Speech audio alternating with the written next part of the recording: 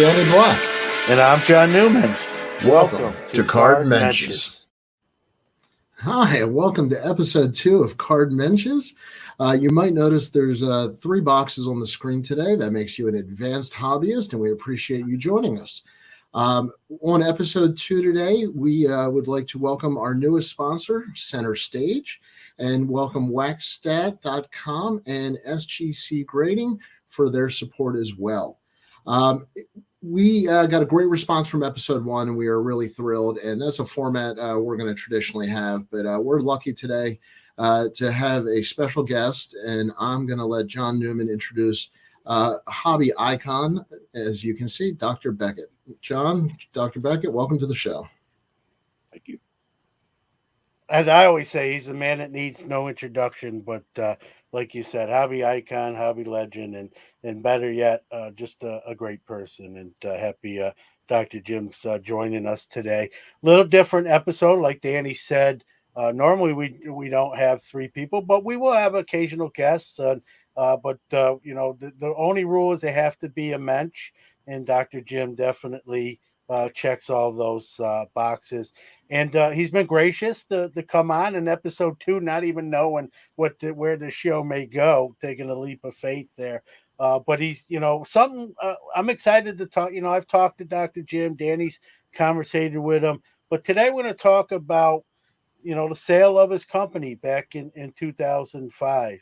And, and he's allowed us to ask questions and get some of those details. I know I'll find it interesting. I know Danny won't. I got a feeling a lot of you out there as well, because that company, started by Dr. Jim, built by Dr. Jim. And, you can't say hobby without saying Beckett.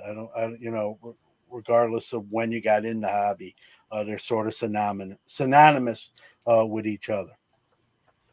Absolutely. And Dr. Beckett, thank you for coming on. Thank you for agreeing to the terms of this interview, and further publication rights have been negotiated.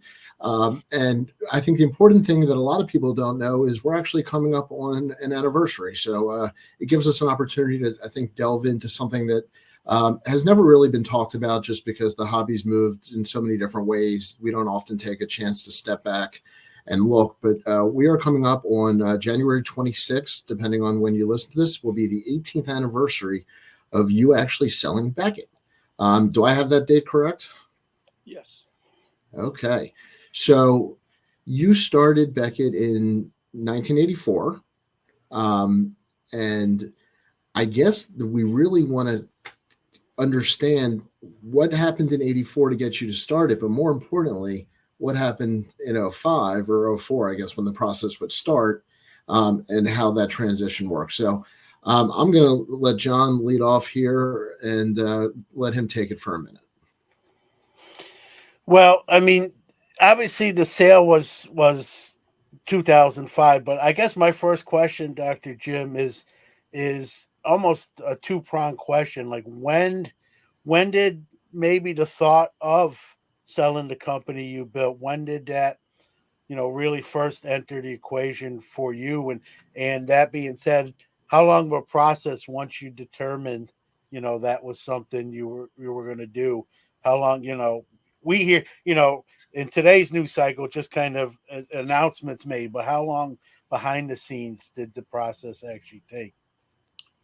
Well, a couple of key dates. One, the Parsippany National that was in 84, or probably early August, late July, is when kind of the company got launched. I mean, I had some thought, and I really decided at that to go forward. I talked to a lot of people, and I actually printed up some forms at the show, at a printing place near the show, passed them out. So that was really the launch there.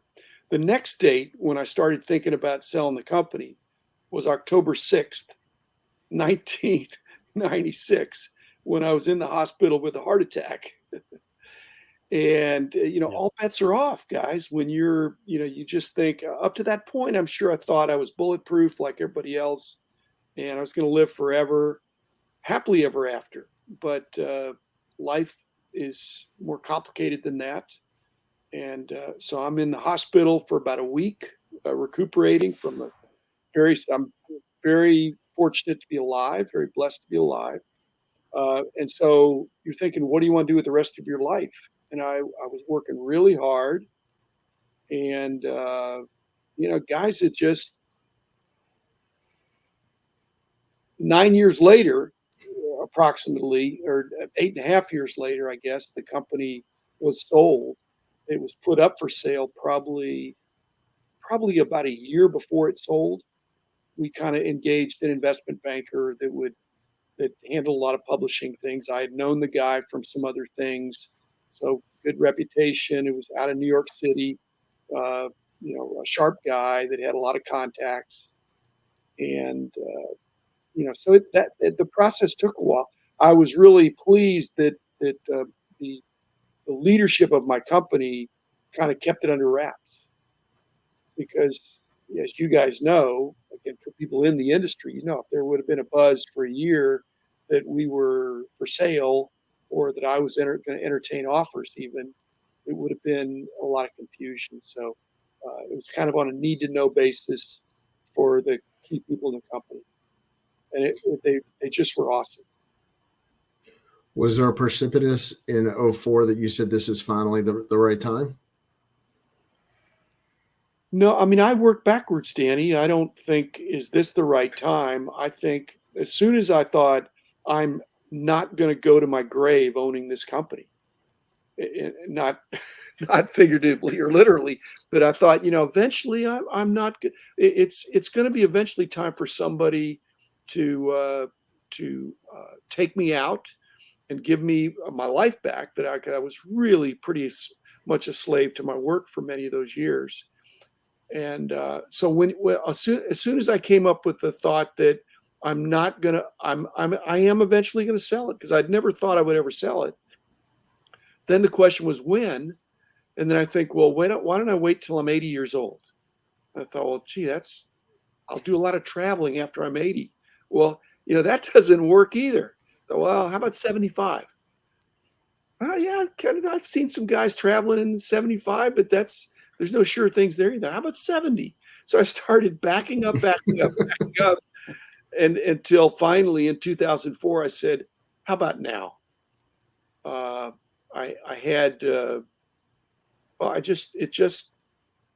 soon as you kind of make an emotional break that you're eventually going to sell it, then I felt like I was probably not doing a very good job as a CEO, because I wasn't excited about the future. I was thinking about what the future would be like with me not being there. And the company and my teammates deserved somebody that was full speed ahead, rainmaking for our company and for the industry. And when I didn't have that same drive for that. It's time to pick. Time to find somebody else, and that was going to free up some of the people in the company to be the best they can be too. Because if I wasn't there, they really rose to the occasion. I wouldn't have been a good absentee boss. I couldn't say, hey, I'm going to bring in somebody to run the company, and I'm going to go to some vacation for 6 months a year. That's not my style. I've either got to be all in or not. And when I decided I wasn't going to be all in forever, it was just a matter of time. And I suppose if we'd had a failed process that no bidders came up that wanted to pay a good price, I would have. I wasn't going to sell it cheaply. I mean, I got a decent price, but it would have been more if I'd have sold earlier. Maybe it would have been less if I'd have sold 5 years later, because things weren't so great, in the late 2000s. So I don't lose any sleep over it. It was time. Again, it was a pleasant transaction with guys that I kind of enjoyed. I enjoyed the successor CEO. He was a friend of a friend at first, and then became a good friend of mine. So it worked out well, guys. Did you find it hard to run the company in 2004 at the same time you were trying, going through the sale? Did it it put pressure financially, on the books differently? Did it affect you differently in your focus?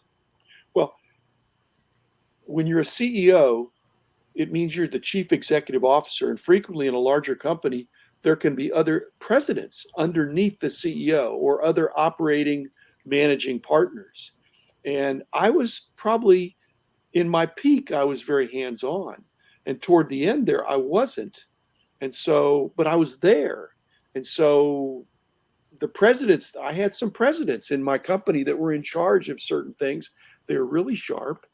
And I think I was just a long shadow. And so for me to step out and say, you know what, you're going to be working for the new entity.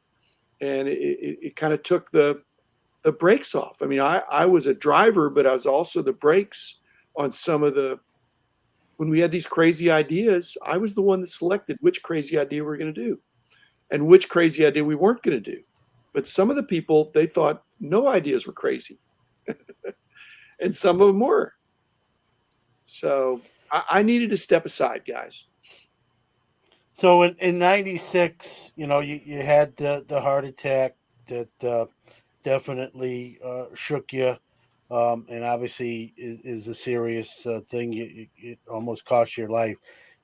So you worked, in a sense, eight more years, 8+ years. Did you change after the heart attack, and knowing you were, think maybe, there's going to be life after your company? What kind of changes did you make personally to be healthier, to be, that balance between work and life? Let's see. I took the fun out of my job after my heart attack because I no longer, and this was in the works, but I no longer did pricing.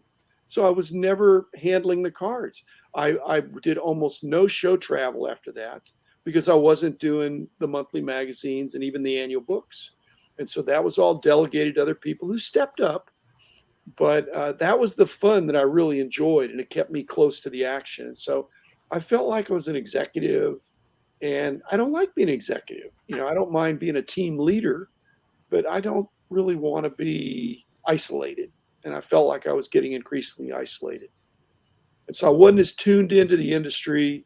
I'm more tuned in now than I was in 2004, I think. And that's bad, because if you're that's why, and you guys have said this, any CEO of a hobby entity that's not really tuned into the hobby and doesn't really have a passion and understand collecting, that's a problem waiting to happen unless they get up to speed pretty quick or have very, very trusted lieutenants that really help them. Did you feel you needed to recharge your hobby batteries? Was there almost a stepping away? I mean, I know you took a title with the new company, but how active were you? If I'd had my druthers, I would have delegated the executive stuff and kept the pricing. But it didn't make sense. It didn't. I mean, it's just nobody would say, hey, that's the right thing to do, because the pricing, those were the all-nighters.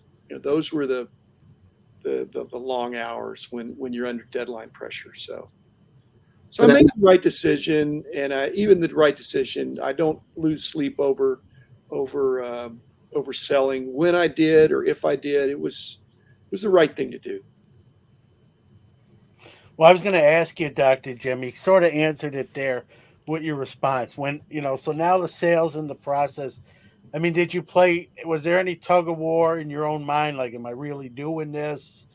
Or even, you don't have to mention names, where there are people in the company that were maybe, hey, Dr. Jim, you sure you want to do this? You're this important to this company. We don't want to see you, you do this. Did you have those sort of internal, did those conversations happen even with your own self? Well, two things. One is that, my leadership team had been there for a long time. So almost all of them had been there since before my heart attack. One of the presidents was my sister, my little sister. Okay. And the others were very, very close friends who really, really knew me and cared for me and all that stuff. And so they weren't trying to talk me out of it. However, fast forward a few years, and I've had several people say, we want you back. Why don't you buy the company back? And I said, well, guys, I'd like to help the new owners, but it's deja vu. I've been there, done that, and I don't want to do it again because, the new owners. So I think you could get it cheaper than what, you could make money on it when it was at a low point, and now it's back up. But no, I had my day in the sun, and now I can experience the hobby with more flexibility. Do it the way I can hobby the way I want to hobby instead of the way I have to do it. I think back in 2005, closings were still done in person. Were you in person for the actual closing of the sale? Actually, no. We were up in a big high floor of a big law firm with one of my close friends is a outstanding attorney that does deals way bigger than ours. But he really walked me through it, predicted everything that would happen, and it had a little hiccup at the end, but nothing that we couldn't push through. And so it was relatively uneventful. So it was supposed to close on the 25th, and I think it closed on the 26th, which is not bad. Do you remember that day? Yeah. I didn't do anything crazy. I mean, were you waiting for a call? Was there a moment where you got the call, it's done, or? Well, it's the call that the money has landed. Yes. Yes. But it wasn't. But even then, I had it was complicated. I had a bonus structure for when the money came in. There, my last act was going to be given bonuses to, out of the price to the every employee, not just the key employee. Key employees got a lot more, but and it was my going away present. And then I still had plenty. I'm very blessed financially. I worked hard, but I've really been blessed. Dr. Jim, I know I know you said you were sort of, you were at that spot where you knew this was what you wanted to do. With any trepidation, though, again, this is your baby, this is your company you built from the ground up in 21 years worth of work. Was there, I guess, two-pronged question? Was there any trepidation for that? Like, where is this new company going to take my old company after I sell? And was there any stipulations that you can talk about? I understand if you can't, but stuff like you wanted to make sure happened if you were going to sell. I had some great ideas of things like that, John. And my attorney, who has known me for a really long time, since college, basically, who's outstanding, really top notch. He said, "You're just gonna muck it up. So you can't add all these conditions. We've narrowed it down to this. They really want it. They have a publishing background, which turned out not to be an advantage because they were from New York and they thought we'll just do it the New York way, and they really didn't do very well because publishing was changing, and they were too old school then. And the other thing my friends told me, my other guys who were running companies that had sold companies for, they said, you may be able to control who you sell it to, but you can't control who they sell it to. And sure enough, after 4 or 5 years, the first group sold it to the second group, which was completely different and very much digital, publishing oriented and database oriented.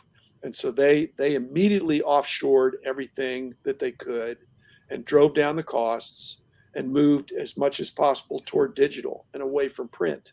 And that increased the profitability, but it wound up eliminating a lot of employees that were my friends. But again, that wasn't the people I sold to. It was the people that they sold to.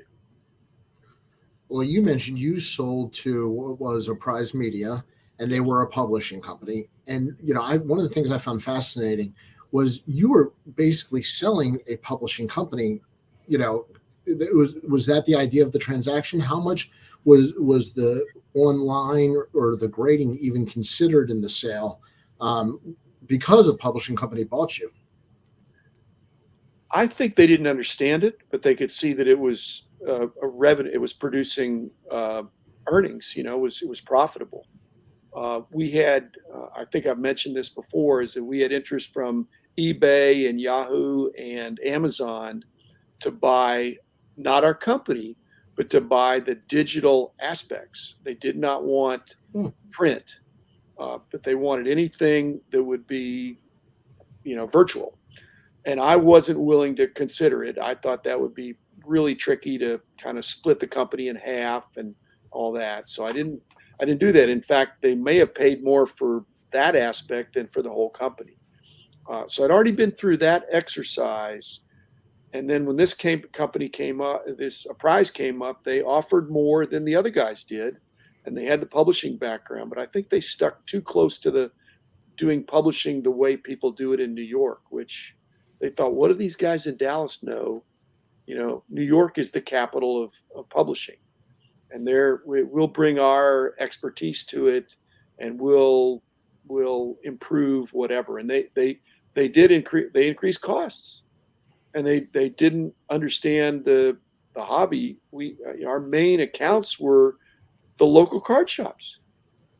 Those were our most profitable accounts. Well, wasn't their business model to buy publications in different niche markets, so they weren't an expert in any one specifically? Well, no, they actually kind of built on our reputation to add other, what they called enthusiast publications, where people were passionate. And if they would, the twist on it, what they didn't realize is they were on the right track, except it didn't need to be enthusiast publications. It needed to be enthusiast communities that can be digital, virtual, or trade shows, or getting together in person, whatever. But it's the people.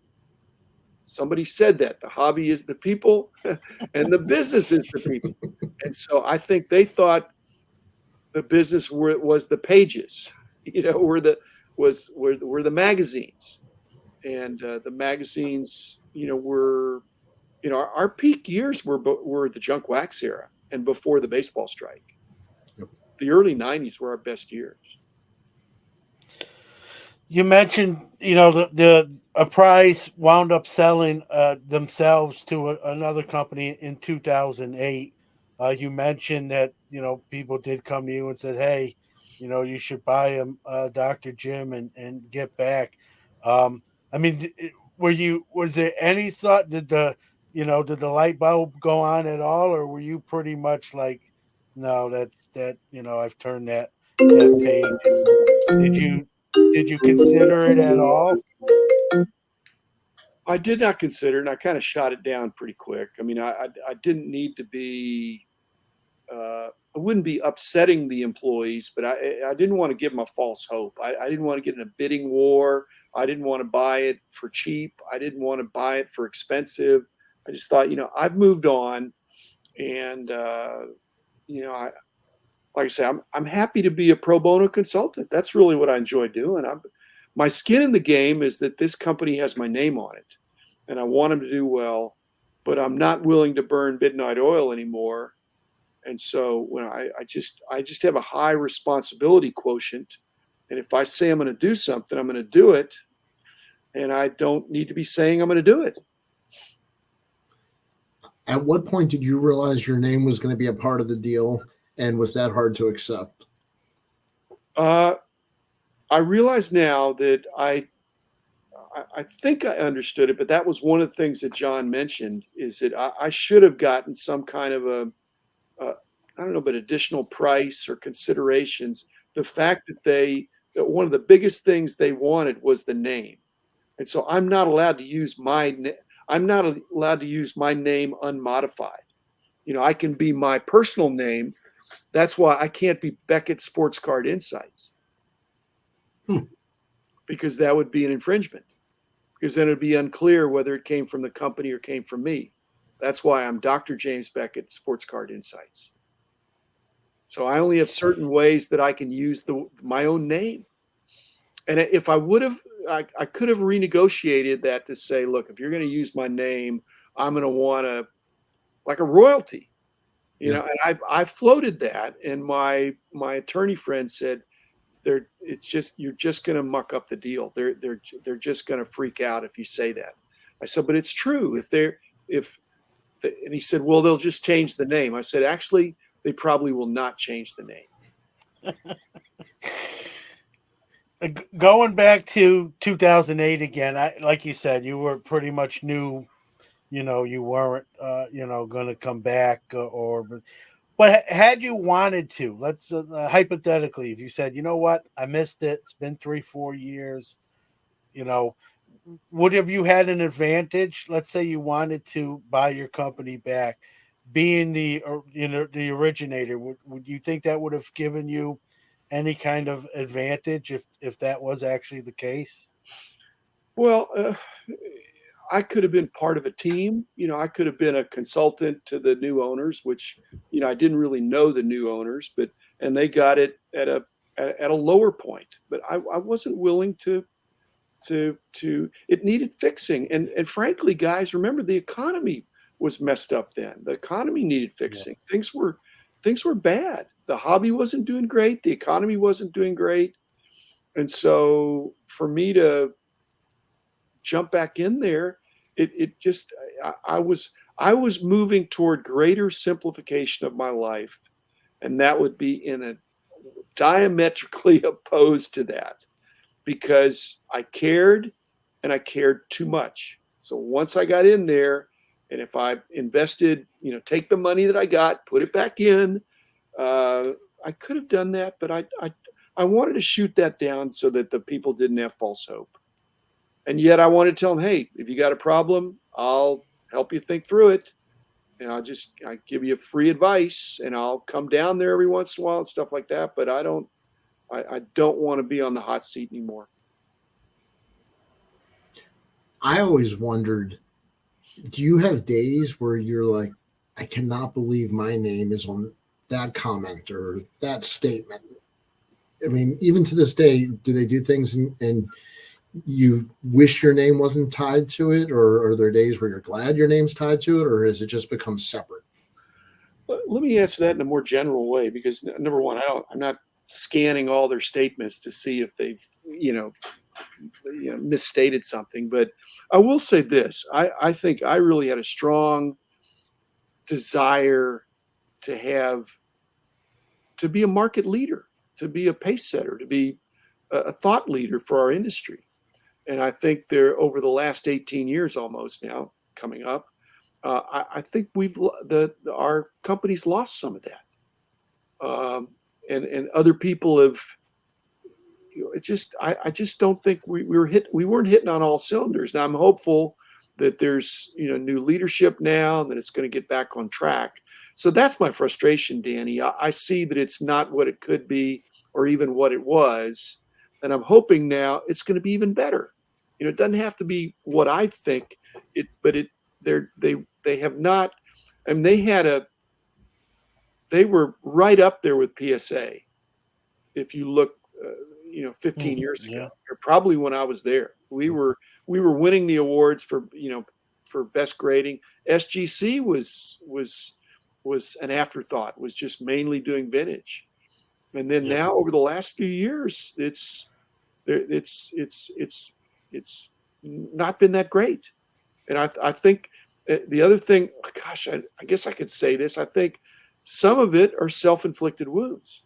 Not me inflicting the wounds, not you guys inflicting the wounds, but and I think what happens in any company when you're having a mixed market like we've had is that it's hard for the owner, for the manager, for the money person to think, I need to double down. I need to reinvest in the category because it's getting ready to take off. And sometimes ownership is more conservative. No, we're making good money. Let's just keep it coming instead of reinvesting in the category. That's something I did because I was 100% owner. So if the company needed money, I could just put money in. And so if we say, well, that's not in our budget, well, it's not about the budget if this is something that's good for the hobby and is eventually going to be good for everybody.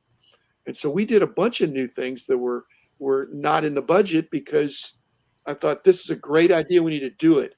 Well, the budget calls for it next year. I said, wait a minute, the window's wide open right now. Let's do it. So we did it and capitalized on that. And I think that's so, not that I'm a big wildcat or anything, because I'm a pretty reasoned guy, but I think it got more corporate with budgets for some of those years, and they were managing it like an established company. And I always wanted us to think small and very entrepreneurial and disruptive, to do things that hadn't been done. And so I don't want to be a follower. I wanted to be a leader. And now BGS, that was a real leader. I don't know if we ever had more cards being graded than PSA, but we were, and now we're just, we're not considered right up there with PSA. And that makes me sad. And I'm hopeful. I've thrown some ideas to Jeremy and the other guys of, here's some ideas I have for how we could recapture our, in a lot of these areas. I'm an idea guy. Going back to the sale, Apprise Media purchases your company. What was your role in the 3 or 4 years with them? If after that sale, were you still involved? Did they pick your brain? Did they, coming into your company as new? You know what I mean? It's their company now, but it's your company you built. Did they ask you for some help or for some consultation? What was your role there? They didn't, but Peter did, the new CEO, but he had to be sly about it. It couldn't look like I was the shadow CEO, or that, he would come up to I still officed in the building for the first couple of years, and I was getting paid. I had a non-compete where I was there and I was getting paid, not full salary, but I was getting enough that, that kind of helps the enforcement of an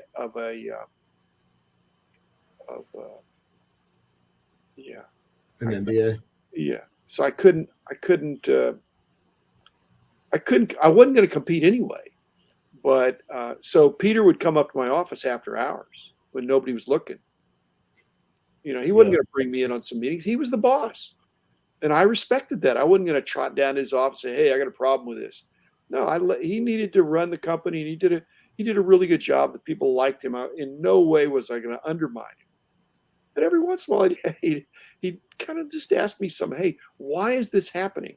Or I'm thinking about doing this. What do you think?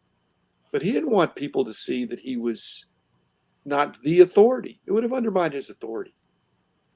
So, and I respected that. And like I said, I had some mutual friends. He was highly regarded, and it wasn't his fault. I think his bosses that had the money were did not see the long-term vision. How about with the next sale to the next enterprise? Did it change then even more so for you? I think it changed more, yeah, because that was like I said, a different kind of ownership. Somebody that was very acquisitive, that had a lot of companies, and loved the transactions, loved that, and then would bring in management. That didn't necessarily have a hobby background. They'd bring in outside management. And I would, guys, I was almost always a promote from within guy. I just thought, if I can find somebody that really understands, you can train them for, if there's something they don't know, you could train them, but you already know it's a good person. They're sharp and they know the people. And so as much as possible, I tried to hire from or promote from within. But the new guy didn't, he just, and then they bolted on some other things that were these other, like Danny was saying, some other enthusiast publications and things. And then they titled them Beckett something, even though they weren't anything I'd ever touched. And that's, again, their prerogative, but kind of dilutes it a little bit, I think. I've got a couple of questions touching on that. First of all, you had, was it 9, 11, 20? How many publications when you sold it the first time? Something like that. Yeah. My question was going to be, I'm not going to ask you to, how many of those, could you name today? Well, the problem was I was never. It's not that I wasn't a fan of Pokemon and Yu-Gi-Oh and Digimon and Neopets and all those kind of things. It just wasn't my thing. So I was baseball, football, hockey, NASCAR, Future Stars, which we had, Vintage, which we had, and then we had the larger versions of them all. So we had a lot of periodicals, a lot of books. The Beckett Sports Heroes, the different things we did. So that's why I was curious. Did you look at yourself as a technology company at a certain point, or a grading company, and said, the publishing? No, we never looked at ourselves as a grading company, but I think we looked at ourselves as an innovative company. And so grading was one of those innovations. Some of these other sports biographies that we did were very interesting, and nobody thought we could do that. We had online auctions. I think maybe before eBay.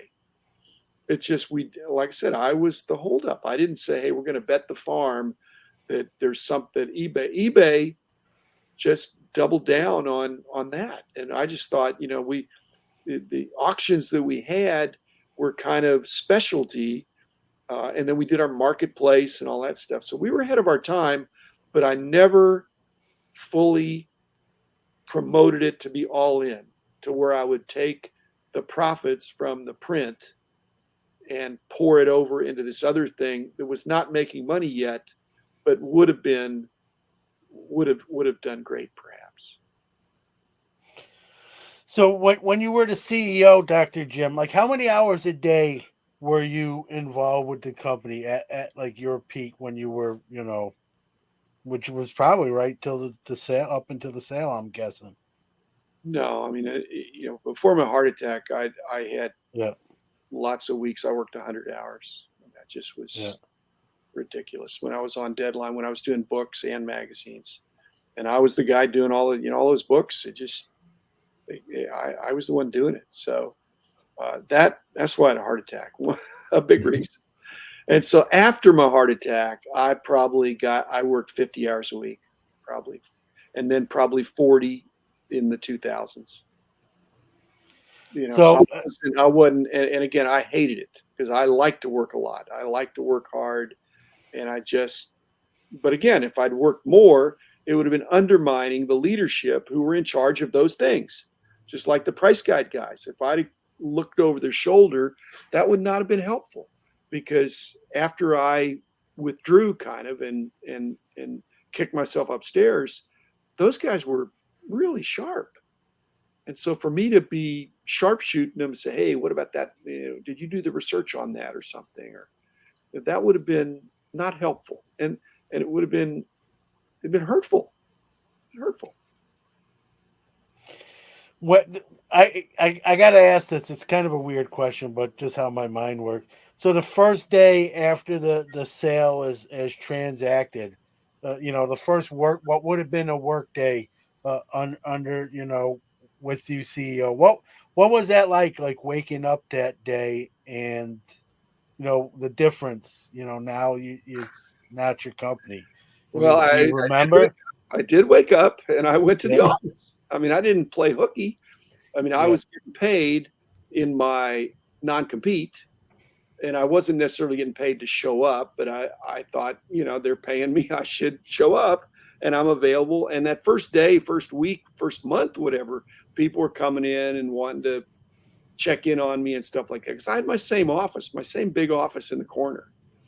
And so everybody knew where I was, and I was still doing, we had a reasonably social company where we had a big lunchroom, and we had a basketball court, and so people congregated around other things. So I was there, but I tried to make sure everybody knew I was, I'm not the owner anymore, and I'm not the boss anymore. But I want to be helpful to my friends. I want to be helpful to the brand. I can't insert myself into it, John, or that would have been, it just wouldn't have been right. Now, I'm sure they weren't going to kick me out. And then after almost 2 years, we were in the same building, and then the building got sold, and they moved to the other office. And I made the decision, even though they said, you want to get an office in our new place that we're going to? I said, no, it's time for me to.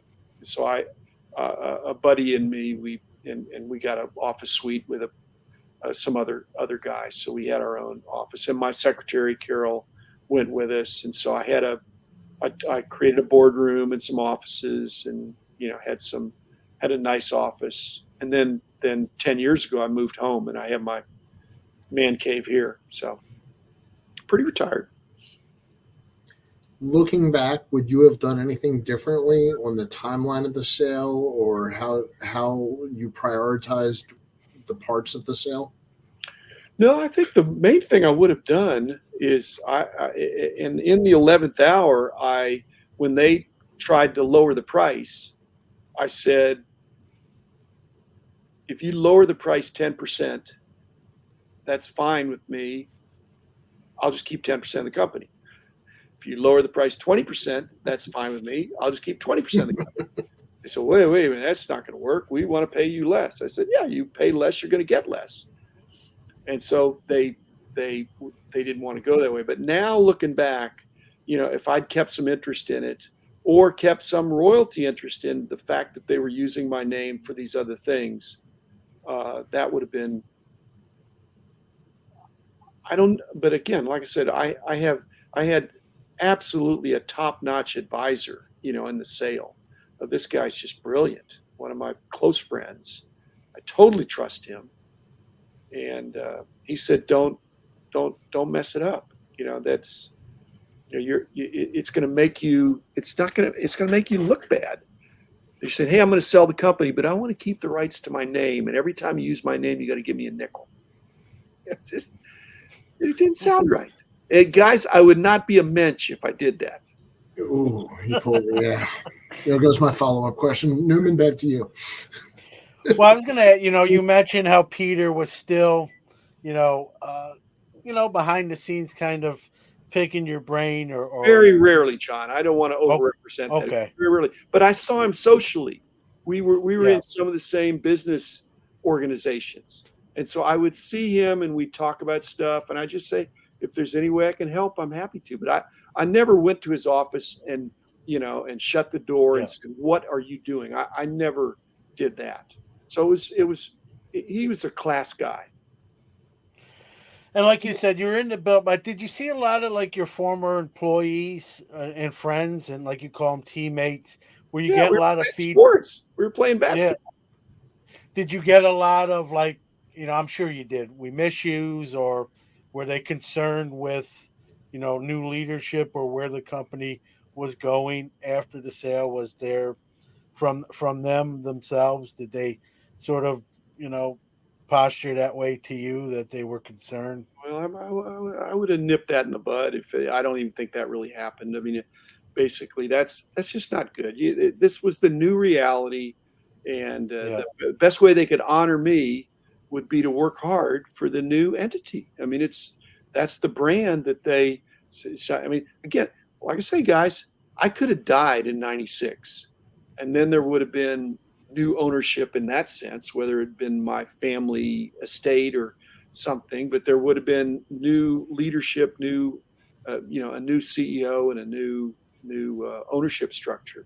And so that was weird. Talk about coming back to work. After I came back to work after being out for my heart attack, that was surreal. How much time were you out?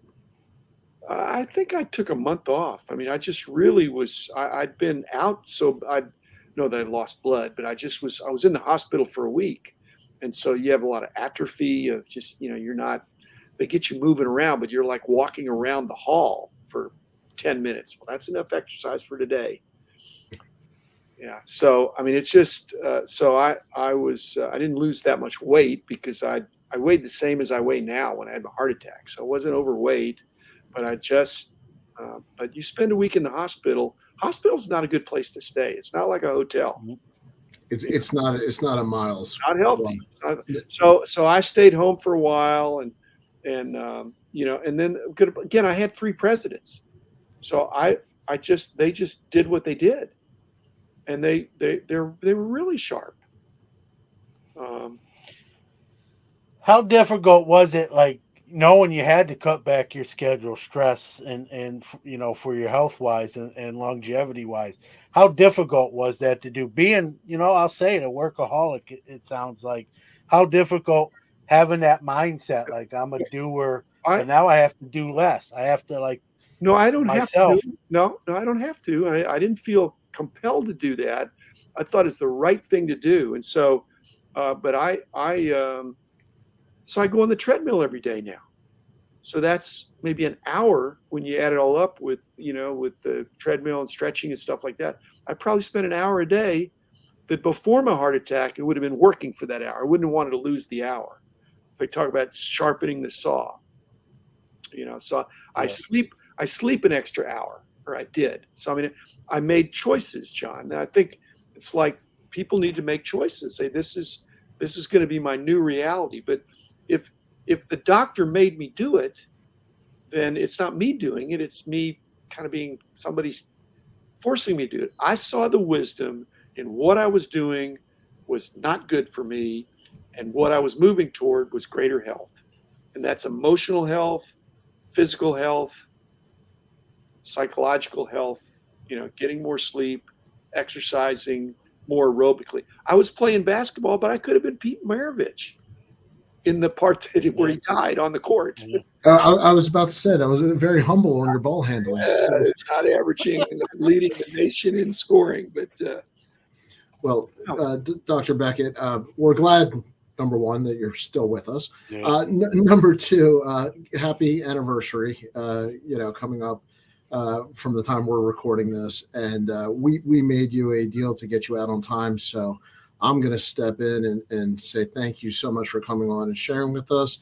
Mr. Newman, anything you want to add? I just, I know Dr. Jim's great with dates, better than even I am. Like you mentioned January 26th is the anniversary of the sale, and this year, like you said, it'll be 18 years. Do you do any weird question? Do you do anything on that day particularly, or you just know it's the anniversary of the sale?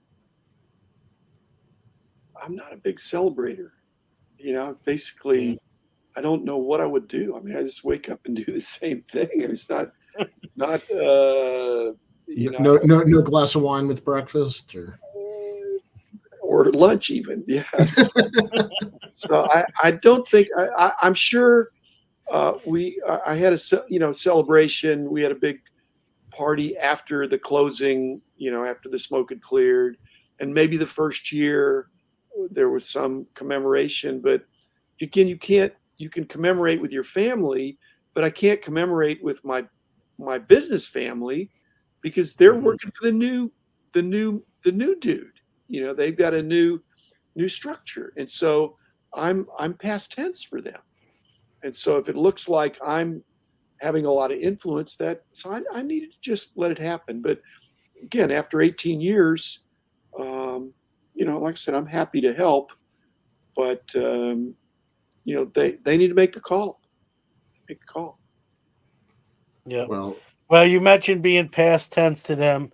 Your present tense to the hobby, thankfully, and like Danny said, we're glad you're obviously still here, and just so important to the hobby then, and still now with your own show and Sports Card Insights, and sharing a lot of those stories from those days and since then as well. So I just want to add that. I want to thank you for sharing some of this stuff. I know, some people maybe not as open with certain things like that yet. You came on in, and I even asked you anything off limits. You said nope.